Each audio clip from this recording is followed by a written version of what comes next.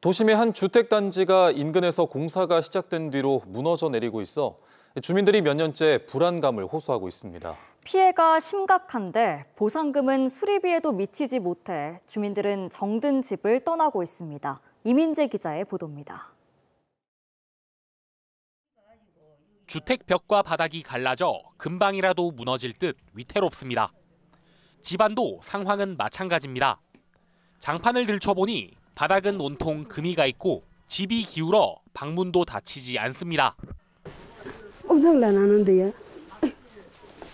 이렇게 집이 무너지기 시작한 건 2년 전. 담벼락 하나를 두고 지하 2층, 지상 5층짜리 지역농협 종합청사 신축공사가 시작되면서부터입니다. 공사 현장과 맞닿아 있어 피해가 가장 큰 주택입니다.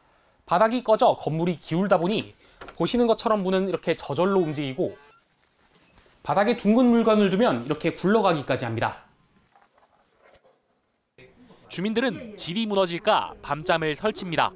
평생에 버린 게 이거 집 한 채 버렸는데 내가 전생에 무슨 죄를 많이 지어갖고 지금 이 나이에 이런 그거를 당하고 살아야 되나.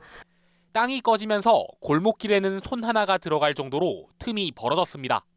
손이 하나가 들어가요. 주먹도 들어가요. 집안이 훤히 들여다보여 담벼락은 무용지물입니다. 항상 그런 걱정이 돼가지고 진짜 하루라도 살려는 그 뜻이 걷고 있습니다. 보상금을 놓고 협의가 이루어지고 있는데 금액은 가구당 1,000만 원 수준입니다. 수리비를 감당하기엔 턱없이 부족합니다.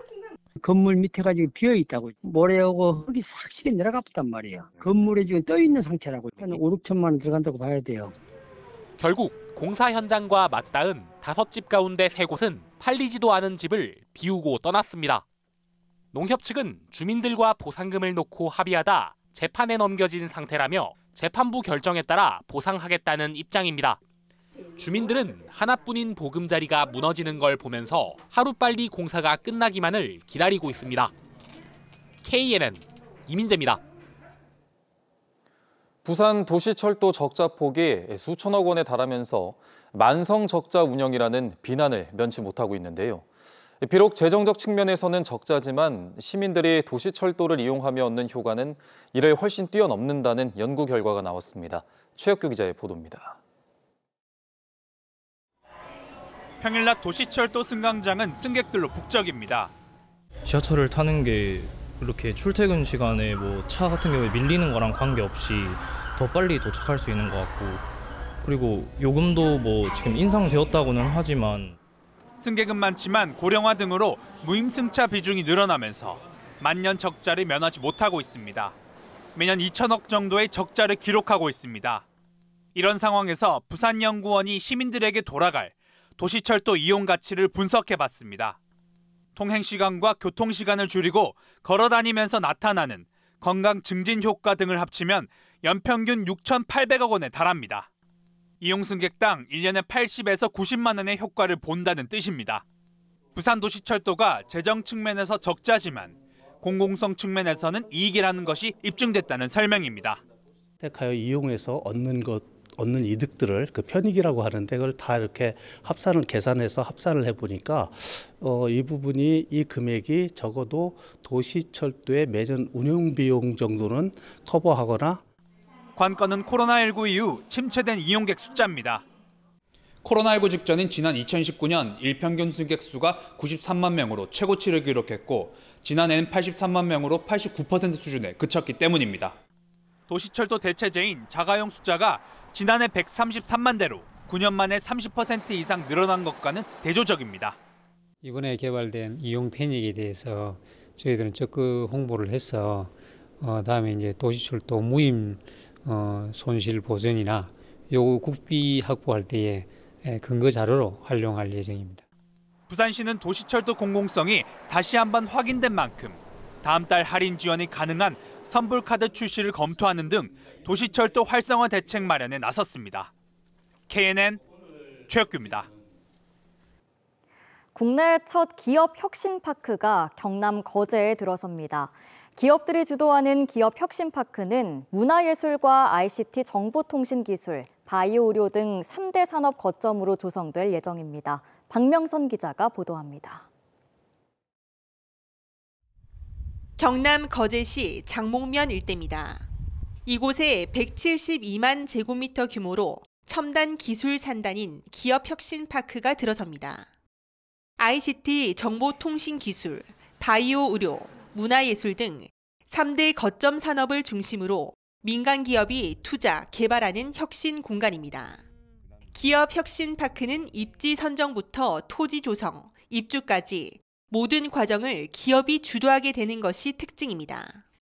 정부는 기업이 원하는 개발과 투자를 위해 토지 규제 완화, 법인세 감면 등을 지원할 계획입니다.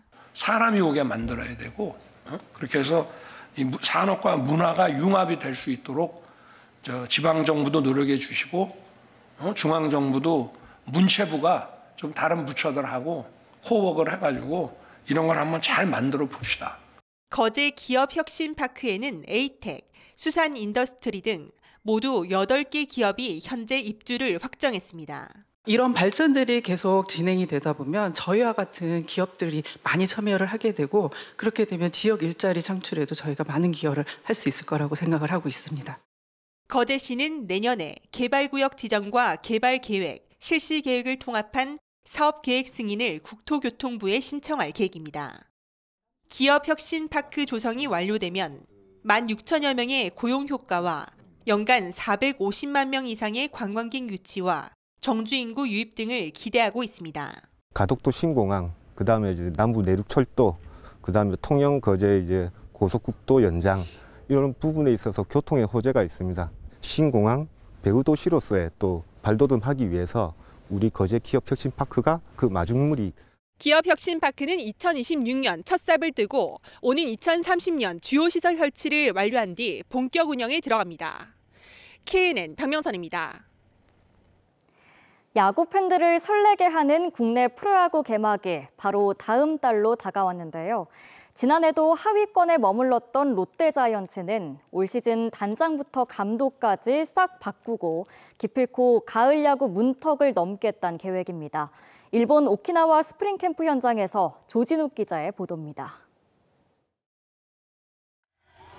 지난해 시즌 초반 9연승으로 단독 1위까지 치고 올랐던 롯데자이언츠. 11년 만에 신바람 야구는 뒷심 부족으로 최종 7위로 마감하면서 6년 연속 가을 야구 탈락이라는 수모를 겪었습니다. 하지만 올해는 다릅니다. 올 시즌 롯데는 팀 사정을 가장 잘하는 박준혁 단장과 우승 청부사 김태형 감독을 데려왔습니다. 감독과 단장을 한꺼번에 바꾸는 초강수를 둔 겁니다. 얼마 전 일본 지바롯데와 17년 만에 1군 교류전을 펼치는 데는 일본 통인 박 단장의 역할이 컸습니다. 여기에 베테랑 김태형 감독의 리더십에 선수단 사이에서도 해볼만하다는 분위기가 커지고 있습니다. 특히 시즌 초반에만 잘해 붙은 봄때란 오명에서 벗어나겠다는 계획입니다. 선수들하고 스텝하고 이제 호흡이 잘 맞아서 우리가 어떻게 경기력을 풀어나가는지에 대해서 또 준비도 많이 했고 그랬기 때문에 충분히 저는 가능성이 있다고 보고 자신 있습니다. 왕년 롯데 전설들도 후배들에게 힘을 보태고 있습니다. 한국 시리즈 우승 멤버인 김민재부터 자완 에이스 주영광과 날쌘돌이 김주찬까지 화려한 코치진을 꾸렸습니다. 물론 이렇게 많은 팬들을 보유하고 있는 팀일수록 우리가 좀 더 성적으로서 우리가 보답해야 되니까 제가 가지고 있는 하여튼 모든 걸 다 좀 쏟아 부어서 하여튼 오랜만에 또 가을 야구 진출할 수 있도록 하여튼 열심히 하도록 하겠습니다. 확 바뀐 롯데가 7년 만에 가을 야구 문턱을 넘어설 수 있을지 팬들의 기대감이 높아지고 있습니다. 일본 오키나와에서 KNN 조진욱입니다. 총선이 40일 남짓 남았지만 선거구 획정 논의는 여전히 결론을 내지 못하고 진통을 겪고 있습니다.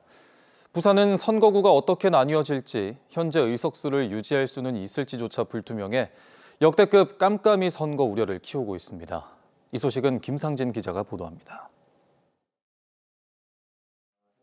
지난해 12월 선거구 획정위원회는 국회에 획정 권고안을 냈습니다. 우세 지역 의석이 줄어드는데 반대했던 민주당은 지금은 입장을 바꿔 권고안대로 처리하자고 합니다. 내년 4월 금년 4월 총선을 치러야 된다면 어쩔 수 없이 협의가 안 되는 하에서 불가피하게 원안을 받겠다고 통보를 했습니다. 원안을 받겠다고 하니까 다시 또 국민의힘에서 그걸 못 받겠다고 하는 것은 아이러니합니다. 반면 처음에는 권고한 대로 하자는데 무게를 실던 국민의힘은 이제는 시간이 걸리더라도 협상을 더 하자고 합니다. 그 인구 기준으로 분구를 했지만 국회에서 조정하라는 뜻이 거기에는 담겨져 있는 겁니다. 국회의 책무를 방기하는 것이나 다름없습니다. 그때그때 바뀌는 양당의 입장처럼 국회가 어떤 결론을 낼지도 오리무중이고 여러 경우의 수를 따져봐야 합니다. 권고한 대로 하면 부산은 남구 갑을 하나로 합치고 북강서 갑을 강서구와 북구갑, 북구을로 쪼개게 됩니다. 즉 선거를 코앞에 두고 북구을 선거구가 새로 등장하면서 각 당은 속전속결 후보자를 공천해야 합니다. 협상을 더 진행하다가 부산의 의석수가 하나 줄어들 수도 있습니다. 민주당이 인구 규모 대비 부산 의석수가 많다고 주장해온 때문입니다. 이 경우 남구 갑을만 하나로 합쳐지고 북강서 갑을은 현행대로 유지할 가능성이 큽니다. 협상한다고 시간만 끌다가 또 결렬돼 오는 29일 본회의에서 처리를 못하고 다음 달 또 임시회를 열어야 할 수도 있는데 이때는 국회가 선거 39일 전 선거구 획정 처리를 했다가 비난받은 21대 총선을 능가하는 역대급 깜깜이 선거가 될 우려가 있습니다. KNN 김상진입니다. 어제 오전 10시 반쯤 부산시 사하구의 한 철강 업체에서 60대 A씨가 4톤 구조물에 깔려 숨진 사고와 관련해 부산노동청이 원청업체에 대해서도 조사를 벌이고 있습니다. 노동청은 중대재해처벌법에 따라 원청업체가 도급인의 안전 의무를 다했는지 여부 등을 조사하고 있다고 밝혔습니다. 경상남도 마산의료원이 오늘부터 평일 기준 오후 8시까지 근무를 연장합니다. 또 토요일에는 낮 12시 반까지 진료를 실시합니다.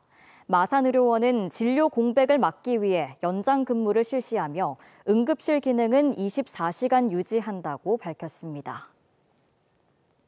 저출생 여파로 올해 신입생이 한 명도 없는 초등학교가 경남엔 12곳, 부산에도 한 곳이 있는 것으로 나타났습니다. 또 부산은 신입생이 10명 미만인 초등학교도 지난해 16곳에서 올해 21곳으로 늘었습니다. 이는 매년 초등학교 신입생 수가 격감하는 탓인데 경남과 부산의 올해 신입생 수는 지난해보다 각각 3,400여 명과 1,500여 명이 줄었습니다. 부산항 북항 1단계 재개발 사업의 핵심인 랜드마크 부지 11만 3천 제곱미터의 예정 가격이 6,083억 원으로 발표됐습니다. 부산항만공사는 북항 1단계 랜드마크 부지 개발에 사전 참가 신청을 한 8개 민간업체에게서 예정 가격의 1%에 해당하는 입찰 참가 보증금과 사업 제안서를 받아 오는 4월까지 무선 협상 대상자를 선정할 예정입니다. 부산 경남에서도 처음으로 야권 단일화 경선이 확정됐습니다. 부산 연제구에 출마한 민주당 이성문 후보와 노정현 진보당 후보는 공동 기자회견을 열고 야권 후보 단일화 경선에 합의했습니다. 두 후보는 여권 강세 지역인 부산에서 야권의 힘을 하나로 모아 본선 경쟁력을 극대화하겠다고 밝혔습니다.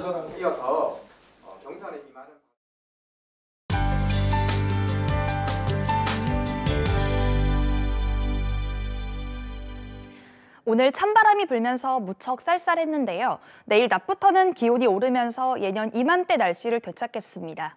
내일 부산과 밀양의 한낮 기온은 13도로 오늘보다 2도에서 6도 정도 높아서 온화하겠는데요. 다만 내륙을 중심으로는 일교차가 15도 안팎까지 무척 크게 벌어지겠습니다.